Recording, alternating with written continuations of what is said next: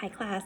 Okay, so we just finished chapter 30, and Ethan went ahead and kept Bailey, but is calling him Buddy right now and doesn't know that it's Bailey. So, chapter 31. There was a sadness in the boy, a deep hurt that was new to him, and far more substantial than the pain that had settled in his leg. Just me living here.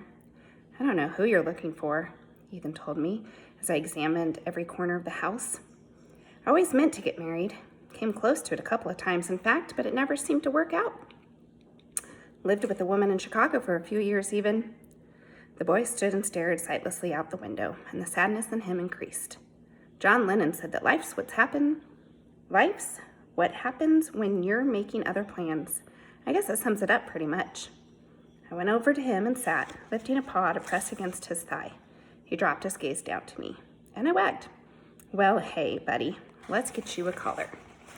We went upstairs to his bedroom, and he pulled a box down off a shelf. Let's see. Okay, here it is. A jangle sounded from the box as Ethan lifted a collar out of the box and shook it. The noise was so familiar I shivered. As Bailey, I had made that same jangling sound whenever I had moved. This used to belong to my other dog, a long, long time ago. Bailey. I wagged at the name. He showed it to me and I sniffed it, picking up the ever so faint scent of another dog. Me, I realized. I was smelling me. It was a very odd sensation. He shook the collar a few times. Now that was a good dog, that Bailey, he said. He sat for a moment, lost in thought, and then looked at me. When he spoke, his voice was rough, and I felt a surge of strong emotions come from him. Sadness and love and regret and mourning. I guess maybe we'd better get you your own collar, buddy. It wouldn't be right to make you try to live up to this one. Bailey was a pretty special dog. I was tense when the car ride the next day led us into town. I did not want to go back to the cage, in the place with all the barking dogs. But it turned out we were just picking up bags of food and a stiff collar for my neck, to which Ethan affixed some jingling tags when we got home. It says, "My name is Buddy. I belong to Ethan Montgomery," he told me, holding one of the tags in his hand. I wagged my tail. After several such trips to town, I learned to relax my guard. It no longer felt as though Ethan were going to abandon me. I stopped haunting his side and took to wandering around on my own, stretching my territory out to include all of the farm, paying special attention to the mailbox and additional places by the road where other mail dogs had been. The pond was still there, and there was still a flock of stupid ducks living on its banks. For all I know, they were the very same ducks. It hardly mattered. They acted the same when they saw me, jumping into the water in alarm and then swimming back to look at me. I knew there was no point in chasing them, but I did so anyway, just for the sheer joy of it. Ethan spent most of his day on his knees in a big moist plot of ground behind the house, and I learned that he did not want me lifting my leg in that area. He talked to me while he played with the dirt, so I listened, wagging when I heard my name. Soon we'll be going to the farmer's market on Sundays. Now that's a fun time. My tomatoes fetch a pretty price, he said. One afternoon I got bored with the digging in the dirt game and wandered into the barn. The mysterious black cat was long gone. There was no scent of her left anywhere, and I felt a little disappointed somehow. She was the only cat I'd ever met whom I enjoyed knowing. No, that's not really true. Though I'd mostly found it irritating, Tinkerbell's unabashed affection for me had ultimately been gratifying. In the back of the barn, I found a pile of old blankets, molding and rotting. When I pushed my nose into them and breathed deep, though, I could very faintly pick up a familiar, comforting smell. Grandpa. This was where we used to come to do our chores together. It's good for me to get out, take walks, Ethan told me. I don't know why I didn't think of get a dog before. I need the exercise. Some evenings we'd circle the farm on a well-worn path that smelled of Troy the whole way, and others we'd stroll down the road in one direction or the other. I always felt something from the boy when we passed Hannah's place, though he never stopped or went up to the house to see her. I wondered why I could no longer smell her, and remembered Carly in the dog park, positively covered in Hannah's scent. One such evening, as we passed Hannah's house, I was struck by something that hadn't before occurred to me. The pain I could feel burrowed deep inside the boy was very similar to what I had sensed inside Jacob long ago. There was a lonely grief, the sense of having said goodbye to something. Sometimes the mood lifted completely, though. Ethan loved to take his cane and smack it against a ball in the yard, sending it flying down the driveway for me to pursue and return. We played this game often, and I would have worn the pads off my feet to keep him so happy. When I caught the ball on a high bounce, snagging it out of the air like a piece of meat dropped through a fence, he would laugh in delight. Other times, though, the dark swirl of sadness would overtake him. "I never thought my life would turn out this way," he said to me one afternoon, his voice hoarse. I nuzzled him, trying to cheer him up. All by myself, no one to share my days with. Made a lot of money, but after a while the job didn't give me much pleasure.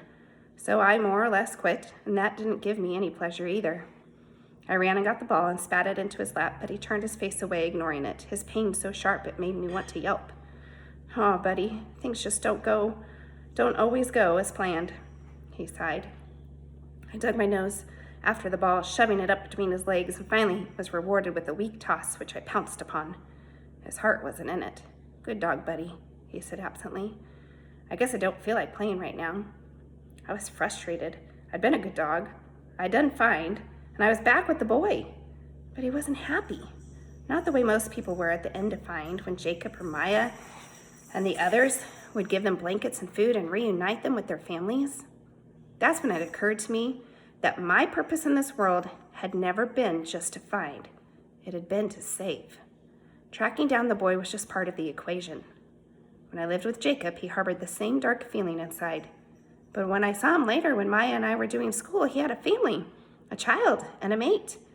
And there he was, happy the same way that Ethan used to be when he and Hannah sat on the front porch and giggled with each other.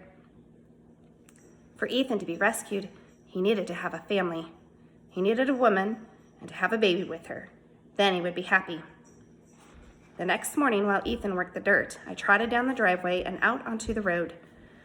Though the goat ranch was gone, I'd learned new scent markers on my car ride so that finding my way into town was as easy as touring the back acres of the farm. Once in town, I quickly located the dog park, though I was disappointed Carly was nowhere around. I wrestled with some of the dogs in the yard, no longer afraid of being spotted by people. I was Ethan's dog now. I was a good dog. I had a collar, and my name was Buddy. Late that afternoon, Carly came bounding up to me, thrilled to see that I was back in the park. As we played, I luxuriated in Hannah's scent, fresh and strong, throughout Carly's fur. "Well, hello, doggy. I haven't seen you in a while. You sure look handsome," the woman on the bench said. "Glad they started to feed you." She felt tired, and when she stood after just half an hour, she pressed her hands into her back. "Whew, I'm so ready," she breathed. She began making her way slowly down the sidewalk, Carly coursing back and forth in front of her. I stuck with Carly, the two of us sending several squirrels scattering in terror. When after 2 blocks, the woman turned up a walk and opened the door to the house. I knew better than to follow Carly inside. I settled down on the stoop after the woman shut the door, content to wait. I'd played this game before. A few hours later, a car swung into the driveway, and a woman with white hair slid out of the front seat. I trotted down the steps to meet her. "Well, hello there, dog. Are you here to play with Carly?" She greeted me, putting out a friendly hand. I knew the voice before I smelled her. Hannah. My tail wagging, I rolled around at her feet, begging for her hands to touch me, and they did. The door to the house opened. "Hi, Mom. He followed me home from the dog park," the woman said. Standing in the doorway, Carly bounded out and tackled me. I shouldered her away. I wanted the girl's attention right now. "Well, where do you live, huh, boy?" Hannah's hands fumbled for my collar, so I sat. Carly shoved her face in the way. "Look out, Carly," Hannah said, pushing Carly's head to the side. "My name is Buddy," Hannah said slowly, holding my tag. I wagged. "I belong to..." "Oh, my. What is it, Mom?" "Ethan Montgomery." "Who?" Hannah stood. "Ethan Montgomery. He's a man. He's a man I used to know a long time ago, back when I was growing up." "Like an old boyfriend, that kind of man?" "Yes, well, sort of like that, yes." Hannah laughed softly. "My, first boyfriend." "Your first? Oh, really? And this is his dog?" "His name is Buddy." I wagged. Carly chewed on my face. Well, what should we do? The woman asked from the doorway. Do? I guess we should call him. He lives out near the old place just down the road from there. You sure are a long way from home, buddy. I'd had enough of Carly, who didn't seem to grasp the whole situation here and was busy trying to climb on top of me.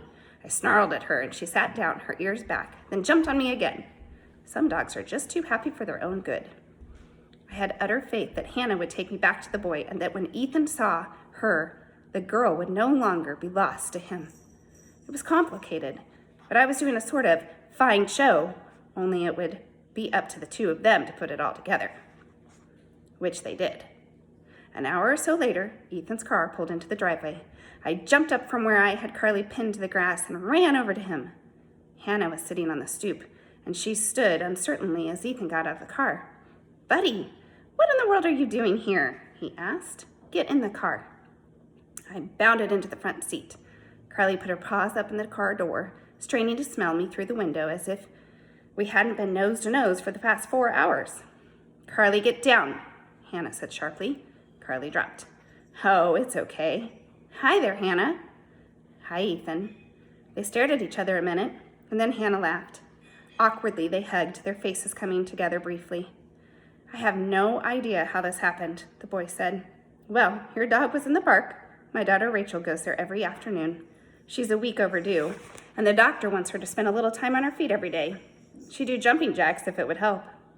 Hannah felt nervous to me, but it was nothing like what was happening to Ethan. His heart was pounding so hard I could hear it in his breath. The emotions coming off him were strong and confusing. That's what I don't understand. I wasn't in town. Buddy must have gone all the way by himself. I have no idea what would make him do such a thing. Well, Hannah said. They stood there looking at each other. Would you like to come in? She finally asked. Oh, no, I need to get back. Okay, then. There was more standing. Carly yawned, sitting down to scratch herself, oblivious to the tension between the two people. I was going to call you when I heard about Matthew. I'm sorry for your loss, Ethan said. Thank you, Hannah replied. That was 15 years ago, Ethan. Long time. I didn't realize it had been so long. Yes. So are you visiting for the baby? Oh, no, I live here now. You do? Ethan seemed startled by something, but as I looked around, I saw nothing surprising except that a squirrel had come down out of the trees and was digging around in the grass for a few houses down. Carly was looking the wrong way, I noted with disgust. I moved back 2 years ago next month. Rachel and her husband are staying with me while they finish adding a room to their place for the baby. Oh, they better hurry, Hannah said with a laugh. She's big. They both laughed. This time when the laughter stopped, something like sadness came off of Hannah. Ethan's fear bled away, and he too seemed overtaken with an odd gloom. Well, it was nice to see you, Ethan. It was great to see you too, Hannah. Okay, bye. She turned to go back into her house. Ethan came around the front of the car. His mood was angry and scared and sad and conflicted. Carly still didn't see the squirrel. The girl was on the top step. Ethan opened the door. Hannah, he called. She turned. Ethan took a deep, shuddering breath.